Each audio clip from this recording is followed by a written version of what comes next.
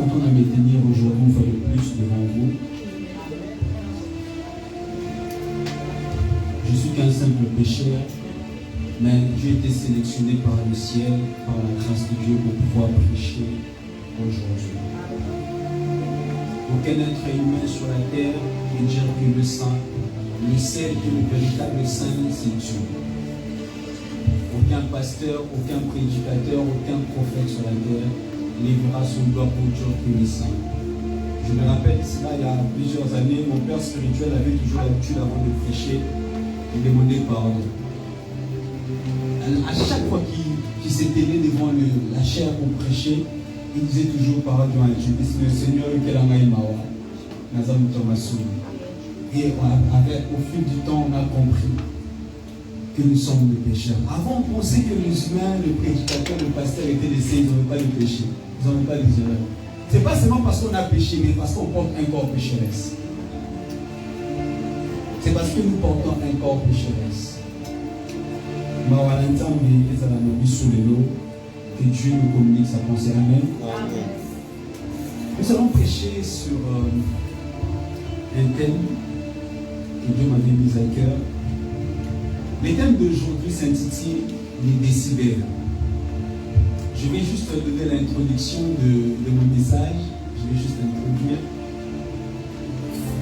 Les décideurs, c'est au pluriel.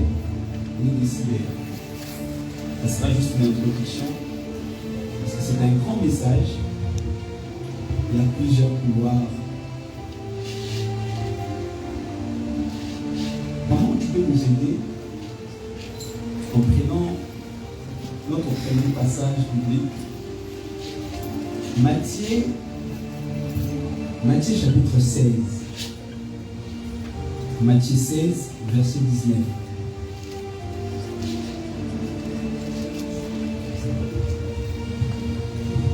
Matthieu chapitre 16, verset 19, honorons la parole de Dieu.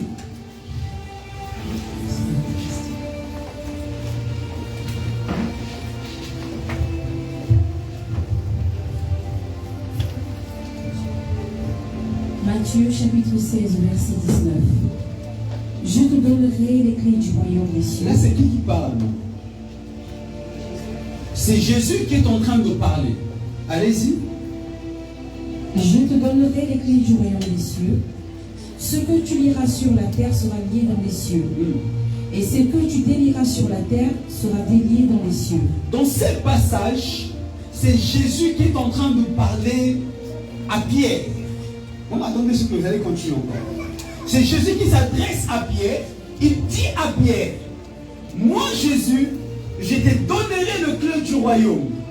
Moi Jésus, je te donnerai la clé qui te permettra d'ouvrir la porte céleste. Moi Jésus, je te donnerai la clé qui te permettra de pouvoir ouvrir les écluses des cieux. Alors, ce que toi tu lieras sur la terre sera lié dans le cieux. Écoutez-moi très bien ici. Il dit ce que toi tu vas lier sur la terre, après cela sera lié dans le cieux.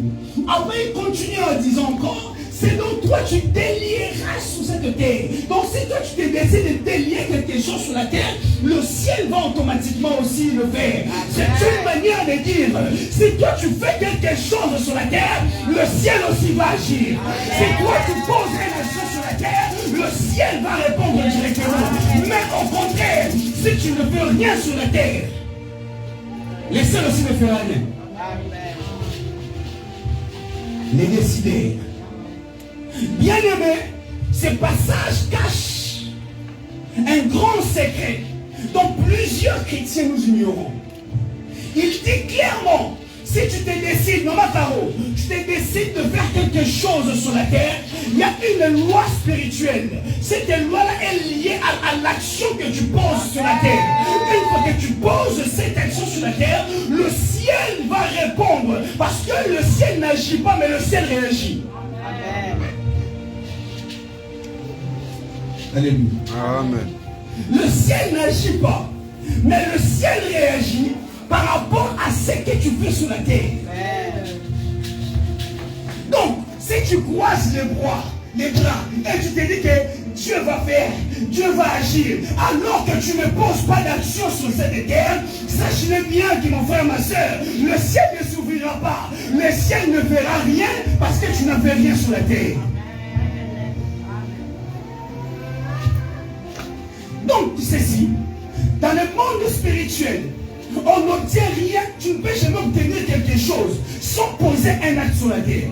Tu ne peux jamais avoir quelque chose sans pour autant passer par cette loi que Jésus a établie. Agir sur la terre pour influencer le ciel. C'est pourquoi vous allez voir, les satanistes sont très intelligents. Ils sont allés étudier les lois du ciel. C'est quoi les lois du ciel? Les lois, je l'ai dit au pluriel. C'est au pluriel. Il y a plusieurs lois qui régissent le ciel. C'est dans la Bible. Ils font quoi? Ils ont étudié. Ils ont vite compris que Dieu fait pleuvoir pour les justes et pour les méchants. Ils ont dit, bon, qu'est-ce qu'on peut faire ici? Nous, on va travailler sur la terre. Nous allons labourer la terre. Et on verra lorsque Dieu envoyera la pluie pour les justes que nous, les païens, on en profite. Vous n'avez pas compris. Beaucoup de païens sont riches. Beaucoup de personnes qui ne connaissent pas Jésus, ils sont riches. Ils sont riches pourquoi? Ils ont compris les lois du ciel. Amen. Dieu a établi des lois. Il a établi des principes qui sont universels.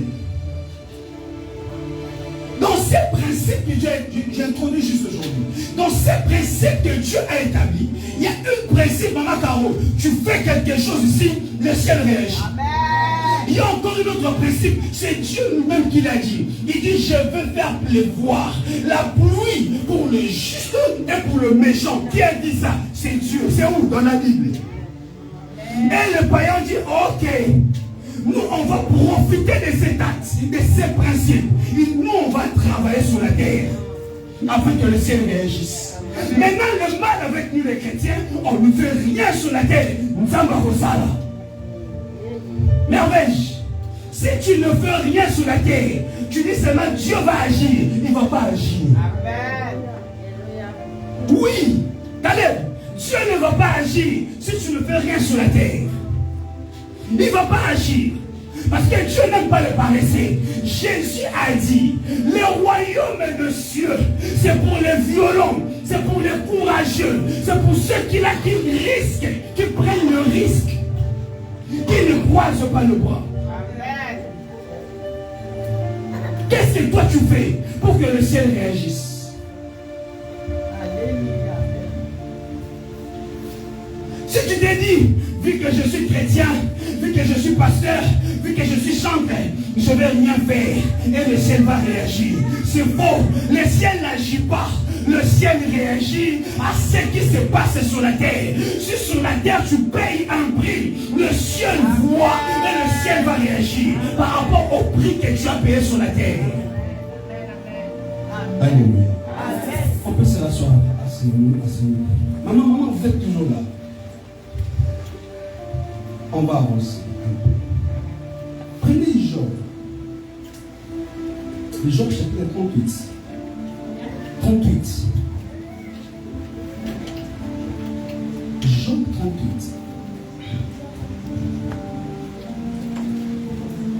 Verset, prenez d'abord verset 33. Pour essayer de compléter ce que je l'ai dit. Oui, 33 d'abord. Job chapitre 38, verset 33. Oui. Connais-tu les lois du ciel? Règles-tu son pouvoir sur la terre? Est-ce que vous avez écouté ce que dit la Bible?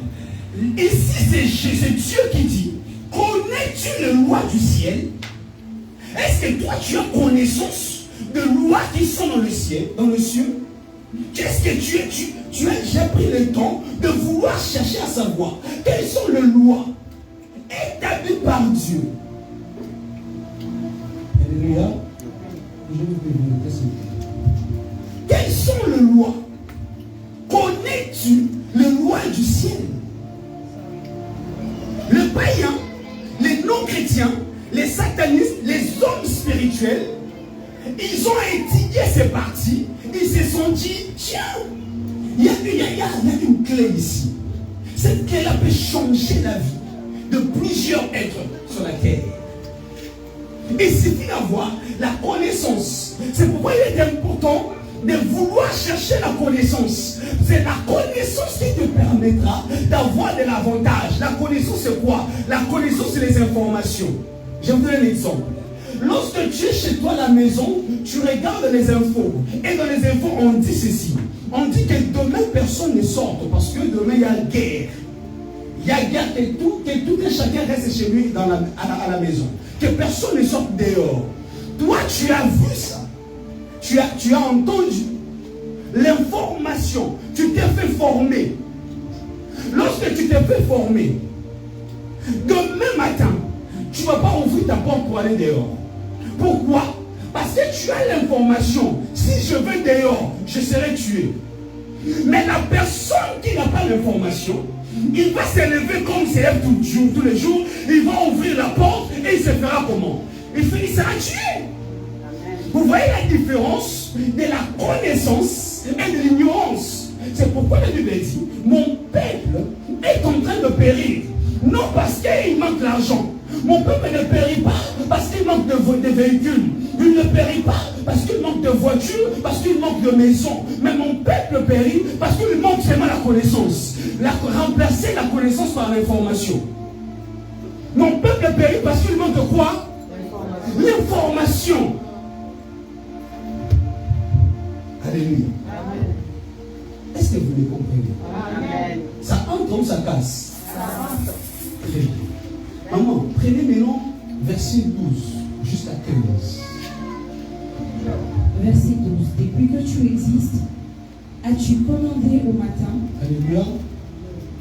Soyons vraiment attentifs sur ce passage, parce que c'est vraiment la base de mon message aujourd'hui. Allez-y. Depuis que tu existes, as-tu commandé au matin? As-tu montré sa place à l'aurore pour qu'elle saisisse les extrémités de la terre et que les méchants en soient séparés? 15 jusqu'à 15. Verset 14. Pour que la terre se transforme comme l'argile qui reçoit une empreinte et qu'elle soit parée comme d'un vêtement, pour que les méchants soient privés de leur lumière et que le bras qui se lève soit brisé. Est-ce que vous avez compris? Vous avez compris ou pas? Non, très bien. Merci pour votre vérité. Maman, reprenez, mais je vais expliquer. Verset 12. Depuis que tu existes, as-tu commandé au matin? Ici, c'est Dieu qui s'adresse à Job. Maintenant, Dieu, il vient voir Job. Il pose la question à Job. As-tu déjà commandé au matin? C'est comme un enfant, un parent qui rentre à la maison, il trouve son enfant assis. Il lui pose la question. As-tu déjà mangé? Depuis que tu étais à la maison, as-tu déjà mangé? Je donne des exemples extensions pour mieux comprendre. As-tu déjà mangé? C'est une manière, premièrement, de faire valoir les droits, de dire à l'enfant que tu sais que tu as des droits dans cette maison, toi tu as les droits de manger. Comprenez-moi bien ici. Il dit à son enfant, tu sais que moi, ton père, je donne l'argent, je paye la bouffe, je paye le loyer, pour que toi tu aies les droits dans cette maison. Est-ce que, as-tu déjà mangé? Est-ce que tu as déjà compris que tu as les droits dans cette maison? Tu as les droits de manger dans cette maison. C'est la question que Dieu est en train de poser à Job pour éveiller son esprit, éveiller sa conscience. Parce que Job était inconscient qu'il avait les droits. Job n'était pas conscient que pendant qu'il vit sur la terre, qu'il a les droits sur cette terre. Quoique la terre ne lui appartient pas, mais au moins il a les droits. As-tu déjà mangé? As-tu déjà commandé le matin? Continue, maman. Après avoir commandé le matin, qu'est-ce qui va arriver? On va continuer. As-tu montré sa place à l'aurore pour qu'elle saisisse les extrémités de la terre et que les méchants en soient séparés? Attendez-moi. Donc cela veut dire, si tu prends le temps d'ordonner à la journée, d'ordonner le matin, tu prends le temps de donner les ordres, tu prends des décisions dès le matin, tu tu dis, moi je décide au nom de Jésus-Christ que la journée d'aujourd'hui j'aurai $1000. Automatiquement quelque chose va se passer. Quelque chose va se produire. Déjà de base, tu as déjà reçu le pouvoir d'être propriétaire de la terre. Tu as déjà reçu le droit d'être le chef de la terre. Lorsque toi tu décides dès le matin, tu donnes les ordres au matin, directement, tes paroles iront même toucher les personnes qui sont contre toi. Maman, réponds vers la fin là. Répondez vers la fin. Et que les méchants en soient secoués. Écoutez, lorsque tu donnes, maman Dorcas, lorsque tu donnes les ordres le matin, s'il y avait des gens qui complotaient contre toi, que ce soit dans le physique, que ce soit dans le spirituel, les ordres que tu donnes le matin vont aller secouer tes ennemis. Si j'étais au Cameroun, si j'étais au Congo, aïe aïe aïe, est-ce que vous avez compris ce que j'ai dit?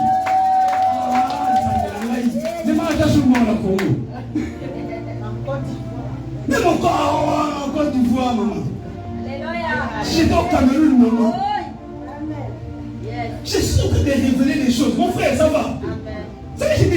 C'est important ou pas? Mais est-ce que tu comprends quelque chose maintenant? Parce que le monde a été créé par la parole. Le monde n'a pas été créé par les ingénieurs. Non, le monde n'a pas été créé par le matériel. Mais le monde a été d'abord créé par la parole. Tout a commencé par la parole. Donc si toi tu te lèves le matin, tu déclares le matin, tu commences à créer aussi ton propre monde.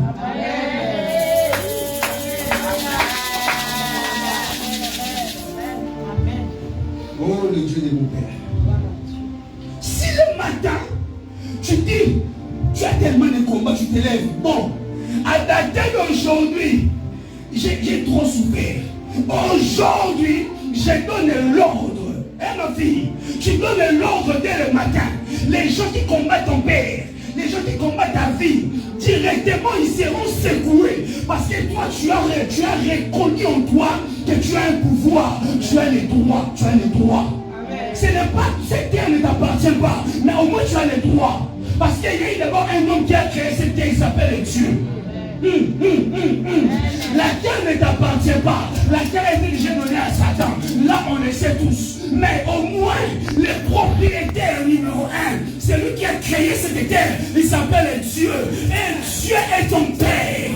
Du fait qu'il est ton Père, directement, il te dit que tu as le droit.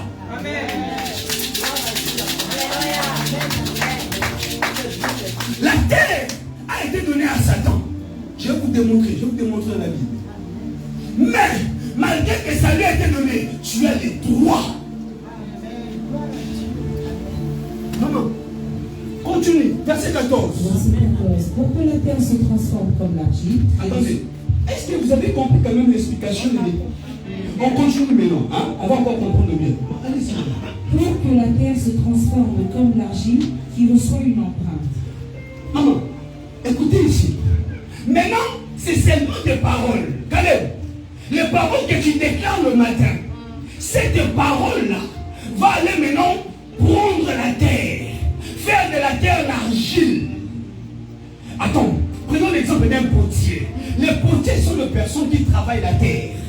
Ils prennent la terre, ils donnent la forme à la terre. Les potiers, ils travaillent avec leurs mains. Mais nous, maintenant, avec le pouvoir que nous avons reçu, on ne travaille pas seulement avec la main, mais on travaille avec les paroles. Ah, vous m'avez raté. Caleb, tu ne travailles pas seulement avec tes mains. Tu ne fournis pas l'effort avec tes propres mains, mais tu fournis l'effort avec tes mots, les mots qui sortent de ta bouche. Et maintenant, qu'est-ce qui va se passer? Lorsque toi, tu vas déclarer des choses, vu que la terre est une entité, vu que la terre a des oreilles, vu que la terre a des yeux, la terre peut ressentir, la terre peut recevoir, la terre peut vomir, la terre peut faire croître. Maintenant, par tes paroles, lorsque tu vas déclarer des choses, quelque chose va se passer. Il y aura transformation. La terre va obéir. La terre va obéir. La terre va obéir par rapport à ce qui est sorti de ta bouche. Congo.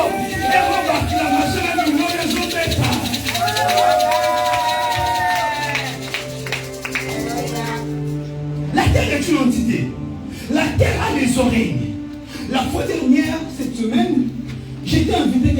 Paris. J'arrive dans la maison de cette personne. C'était ma toute première fois d'entrer dans cette maison. J'entre dans cette maison. Je commence à parler avec les propriétaires, avec la personne qui loue la maison. Directement, la terre commence à me donner les informations que je ne l'avais pas demandées. Parce que maman, comme je l'ai dit, la terre parle. La terre a des oreilles. La terre voit. La terre reçoit. La terre rejette. La terre peut te faire sentir. La terre où j'avais posé mes pieds. La terre commence à me donner l'information de la maison. J'avais même pas envie de prophétiser. J'avais même pas envie de voir. Mais la sensation de la terre, la vibration de la terre, parce que la terre est vivante, c'est une entité vivante. La terre commence à me dire, tu vois cette maison où tu es entré, voilà, il y a ça, il y a ça, il y a ça, il y a ça. Je n'ai pas eu besoin que cette maman m'explique ce problème. Directement, j'ai commencé à me dire, je suis en train de sentir la pesanteur, je suis en train de sentir ça, je vois ça, je suis même allé, la terre m'a même dit, les propriétaires de cette parcelle, il est comme ça, il est comme ça. Je lui ai dit, les propriétaires de ce bâtiment, il est comme ça, comme ça, comme ça. Il me dit, hein? Tu le connais? Je ne le connais pas. Mais la terre m'a donné les informations.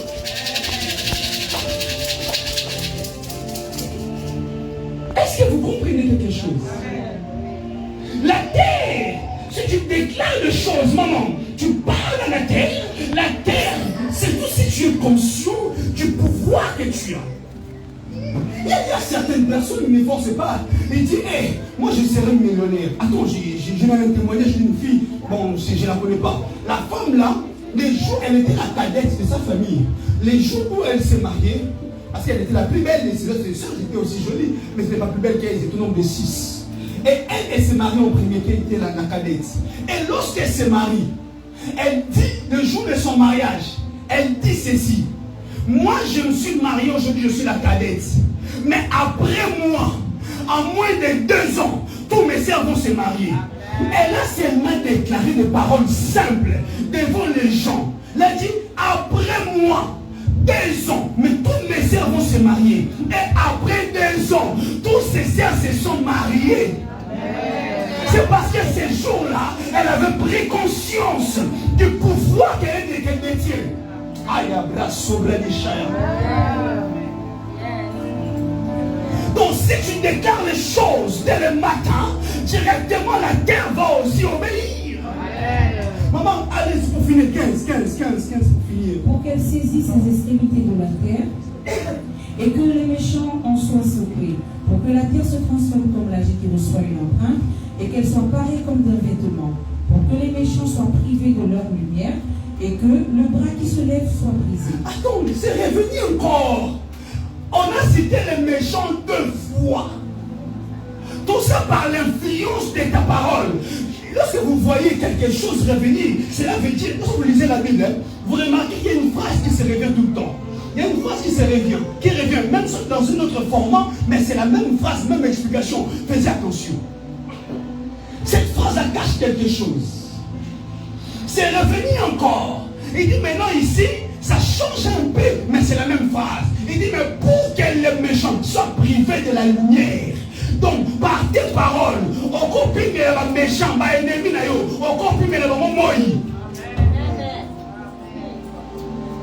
Par tes paroles, tu peux priver les méchants du soleil. Tu peux même déclarer la mort dans leur vie. Moi, j'ai dit tout à l'heure, blague pas. Lorsque je suis arrivé en France, l'une des premières prédications que je prêchais ici à l'église, c'était sur l'influence de la parole. Qui se rappelle? L'influence de la parole. Qui se rappelle? Parce qu'elle ne blague pas avec la parole qui sort de votre bouche. La parole peut influencer une vie. La parole peut transformer la vie. La parole peut te maudire. Elle peut au tout contraire aussi te bénir. Alléluia.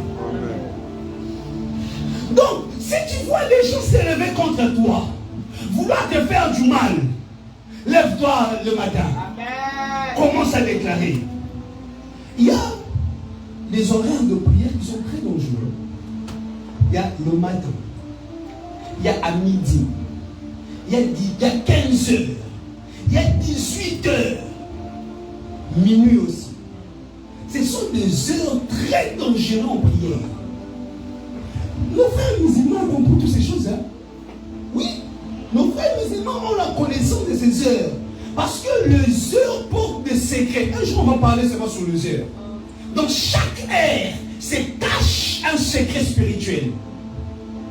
C'est pourquoi je vois le musulman 15 heures, il prie. Ils ont ces heures-là, ce sont des heures secrètes.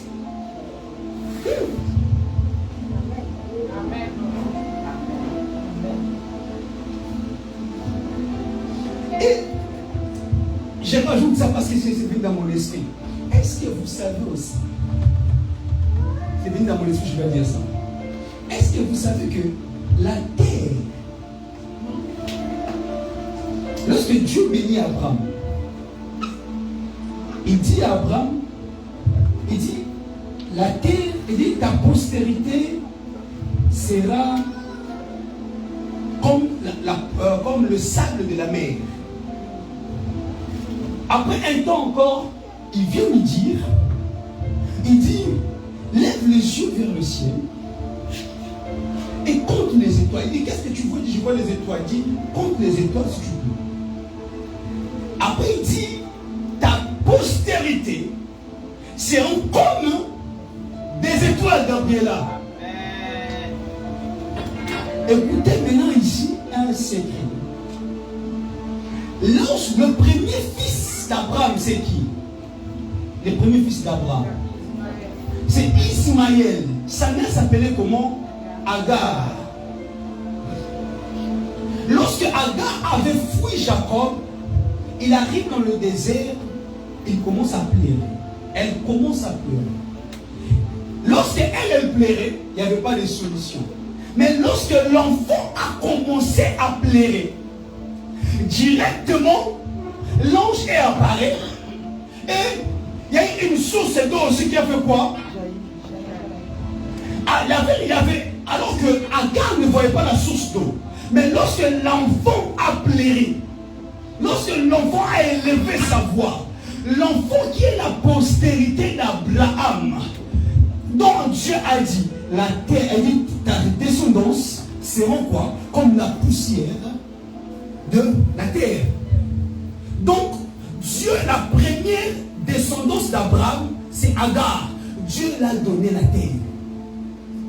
Ismaël, pardon. Dieu a donné la première descendance. Déjà, Dieu avait révélé à Abraham, tu auras deux formes de descendance. Tu auras ceux de la terre et ceux des étoiles. Ismaël a reçu la terre comme étant un héritage. Mais, pour Isaac, Dieu a dit à Abraham, lève les yeux vers le ciel. Et c'est pourquoi vous allez remarquer une chose. Nous qui sommes de la descendance d'Isaac, on rêve les étoiles.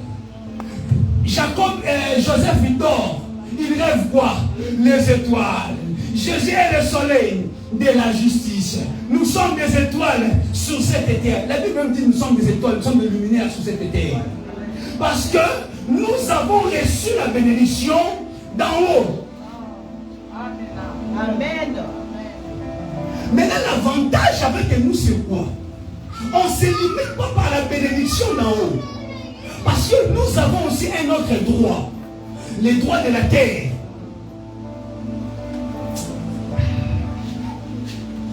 Si je continue, je vais aller encore plus.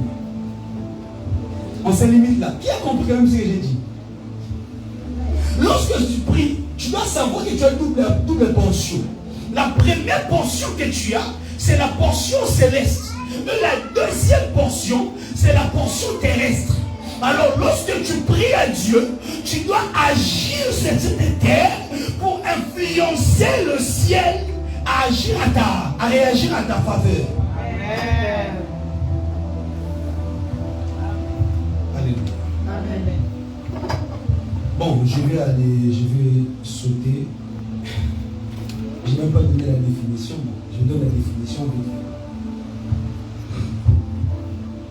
j'avais dit, je vais juste introduire aujourd'hui. Alors, c'est quoi les décideurs? Les décideurs, ce sont des personnes ayant un pouvoir de décision. Il y a plusieurs définitions, j'ai pris 3 définitions. Ce sont des personnes qui ont le pouvoir des décisions. Ici, vous allez remarquer une chose, il parle de personnes d'abord qui ont le pouvoir de décision. On se limite sur l'angle humain. La deuxième définition, ça va plus loin, ça dit, ce sont les personnes et les divinités. En effet, divinité mettait des esprits et les esprits qui sont capables de prendre une décision et de l'imposer afin que les autres subissent, exécutent, respectent et acceptent. Je réponds. Ça maintenant, ça va dans l'angle beaucoup plus évolué. Il ne se limite pas dans l'angle humain, ça va jusqu'à l'angle spirituel. Parce qu'il dit ce sont les hommes et les esprits. Si vous me ratez à l'introduction, les jours où je vais développer, vous n'allez pas vous bien comprendre. Donc, ce sont les humains et des esprits qui sont à mesure de décider, de prendre une décision pour toi. Toi, tu es la maman Carovan, tu es assise là. Il y a peut-être des esprits de votre famille qui prennent des décisions sur ta vie, sur la vie même de tes enfants. On va développer ça plus tard. Toi, tu es assise là, maman. Il y a un groupe de gens qui sont des élites dans ce pays, mais partout dans le monde, qui prennent des décisions pour dire que désormais, les humains doivent vivre comme ça, comme ça. On va voter une loi et ils seront obligés de respecter cette loi. Je vais développer plus tard. C'est pas une décision de personnes ou des esprits.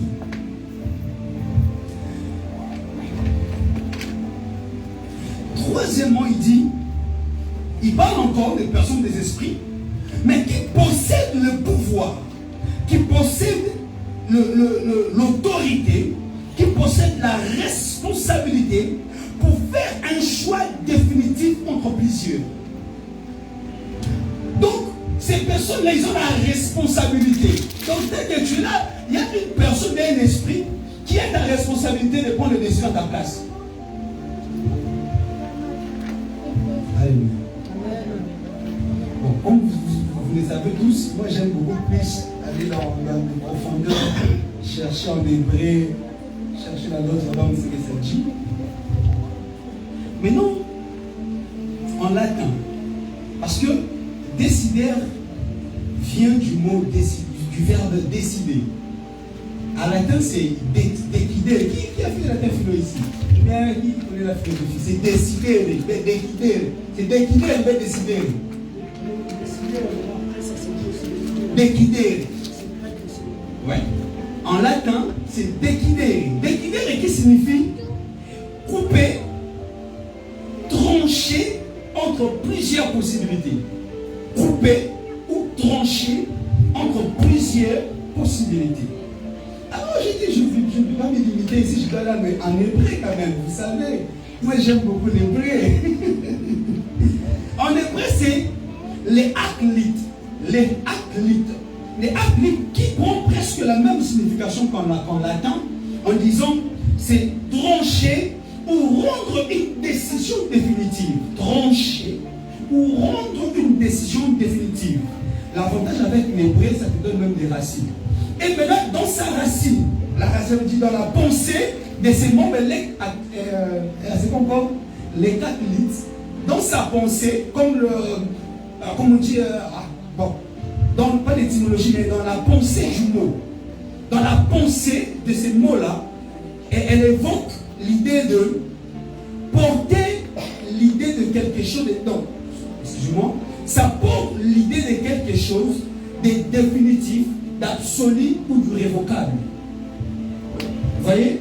Donc, tu prends quelque chose, une décision absolue, irrévocable. Ça ne changera jamais.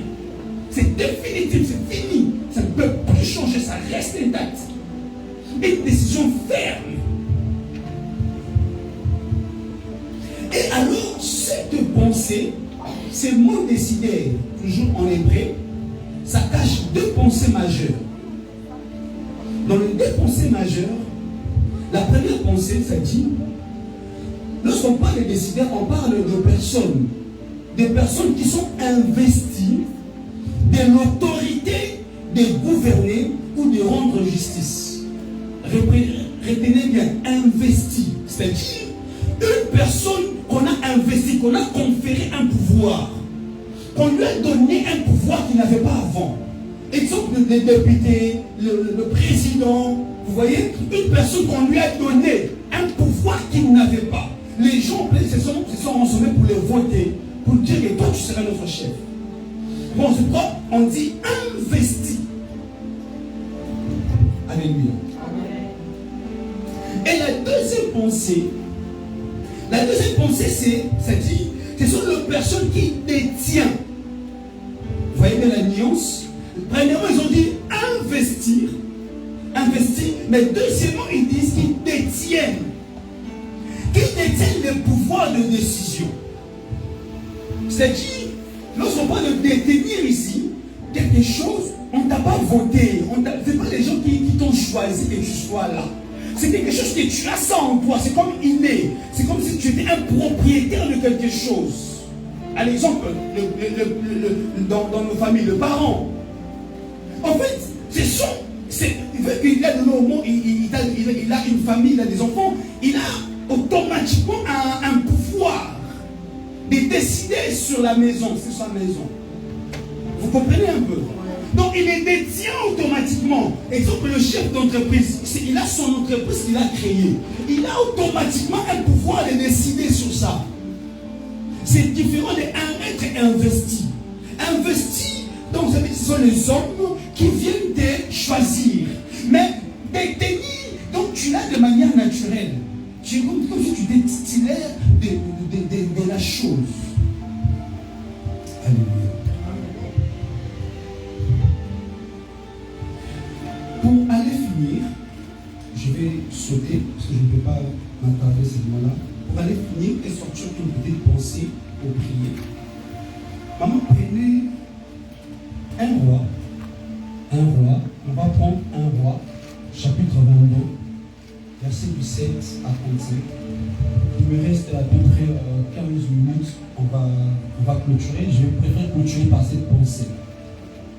Un roi, chapitre 22, verset du 7 à 35. C'est un an de lecture, mais c'est important. La lecture sera plus longue, mais c'est important de pouvoir écouter et d'avoir quand même l'idée de la lecture. 1 Roi chapitre 22 à partir du verset 17. Michée répondit: Je vois tout Israël dispersé sur les montagnes, comme des brebis qui n'ont point de berger, et l'Éternel dit: Ces gens n'ont point de maître, que chacun retourne en paix dans sa maison.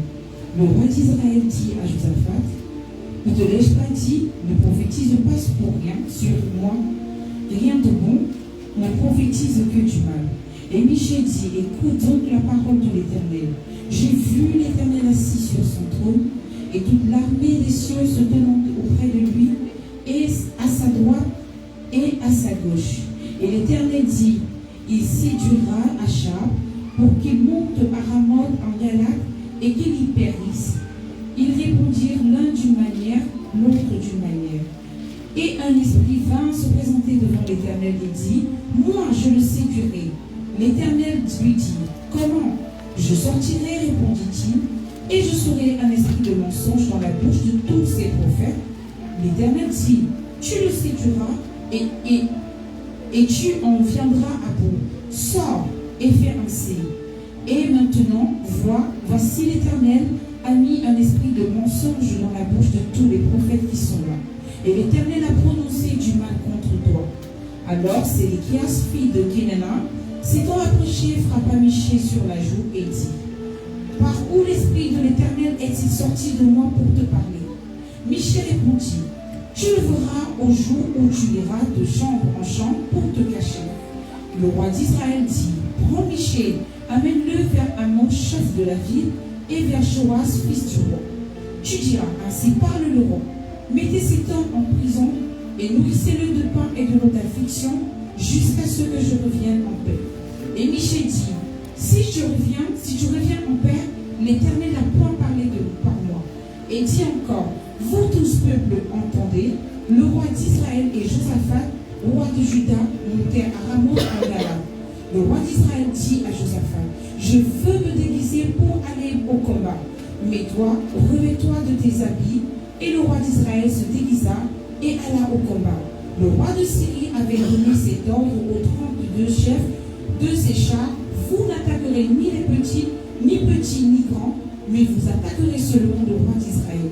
Quand les chefs et les chars aperçurent Josaphat, ils dirent, certainement, le roi d'Israël. Et ils s'approchèrent de lui pour l'attaquer. Josaphat poussa un cri. Les chefs des chars, voyant que ce n'était pas le roi d'Israël, s'éloignèrent de lui.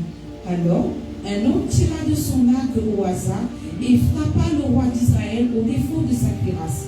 Le roi dit à celui qui dirigeait son char. Un homme tira de là, c'est quel verset? 34. Verset 34. Écoutez le verset 34.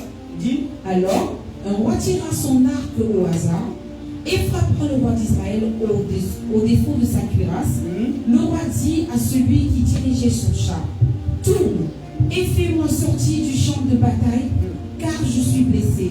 Le combat devint acharné ce jour-là. Le roi fut retenu dans son char, en face des Syriens, et il mourut le soir. Le sang de la blessure coula dans l'intérieur du char. Alléluia. La lecture, elle a été peut-être très longue, mais c'est très important. Ce dont nous venons de lire, c'est très très important. Plus tard, on va aller encore dans beaucoup plus de détails. Ici, vous devez savoir une chose. Nous, les chrétiens de foi, on ignore certaines choses. On pense que ce qui arrive sur la terre, c'est par hasard. Des fois, on pense que certaines réalités que nous vivons sur la terre, c'est peut-être par hasard ou bien c'est naturel ou tout. Sans pourtant savoir que c'est les spirituels qui gouvernent les physiques. C'est le monde des esprits qui prend des décisions pour nous les humains. Peut-être que tu es là, comme je l'ai dit, je vais donner plusieurs exemples. Donc, dans les spirituels, il y a des gens, mais il y a un groupe d'esprits qui prend des décisions, alors que toi tu es sur la terre, tu ne sais rien du tout. Je vous explique. Les chrétiens, on doit enlever cet esprit de négliger certaines choses, certaines réalités qui nous arrivent. Tu peux croiser une personne en route,